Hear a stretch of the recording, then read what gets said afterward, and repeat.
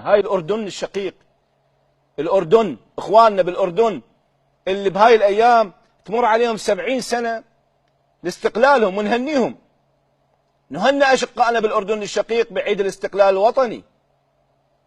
وشوفوا فعلهم يا أخي، ملك الأردن ملك شاب، همين الرجل هم يروح. بتتذكرون الشهيد معاذ الكساسبة لما وقعت طيارته والدواعش الإرهابيين حرقوه، الملك بنفسه راح يقودهم ويدربهم. خلي يشوف حيدر العبادي، شوف الزميل المخرج، ها راح نفسه الملك عبد الله الثاني بن الحسين نفسه ويا قواته يعطيهم عزم، ينطيهم زود، يتواصل وياهم هالشكل. يا اخي تعلموا، مو غلط، تتعلم من الاردن، نتعلم من الدول الاخرى، شوف شلون يتواصل وياهم، يدفع ويروح من الصبح يتريق وياهم ويشاركهم التدريب على الصوت. الثلاثاء الماضي بمشاركة إخوانه في إحدى التشكيلات التابعة للقوات المسلحة الرياضة الصباحية.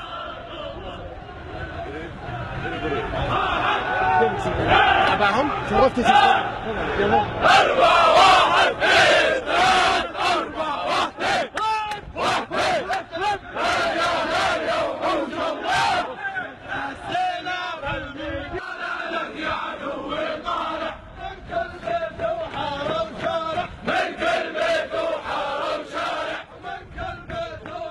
شوفوا هذا الملك عبد الله همينها، شوف يا العباد يا اخي تعلم، هم سوى رشاقه لنفسك، انت رايح بكرشك ولابس لك بدل اكبر منك، روح همين وياهم تريق الصبح ويا طلوع الفجر وتدرب ويا الجيش. لا تقول لي والله انا مو عسكري، شو انت مو عسكري؟ انت قائد عام قوات مسلحه، تريق وياهم، اشوف جنود يشاكلون، شو يشربون، قصعه مالتهم زينه ولا مو زينه؟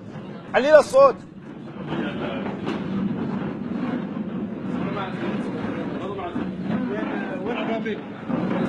مش ما بدنا ناخذ لا شو احسن نجيب لهم على طول.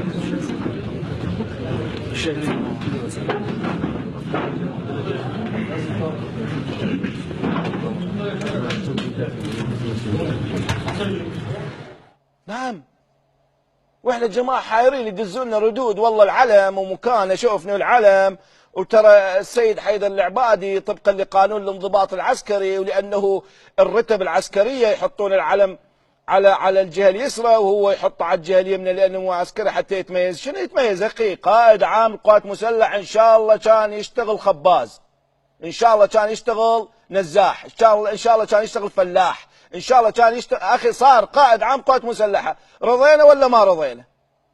خلاص يمشي على السياق العسكري، يحط العلم يحطونه يا اخي، حتى الرؤساء مال الولايات المتحده الامريكيه، حتى ملكه بريطانيا يا اخي، العلم ينحط على جهه القلب لدلاله رمزيه انه الوطن بالقلب.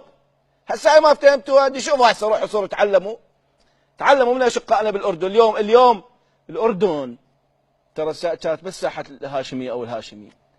الاردن كان الله يرحم الملك حسين من يجي على فيصل الثاني بن عمه الله يرحمه همين، كان يقول له انا اجي خجلان، بغداد احلى من عمان.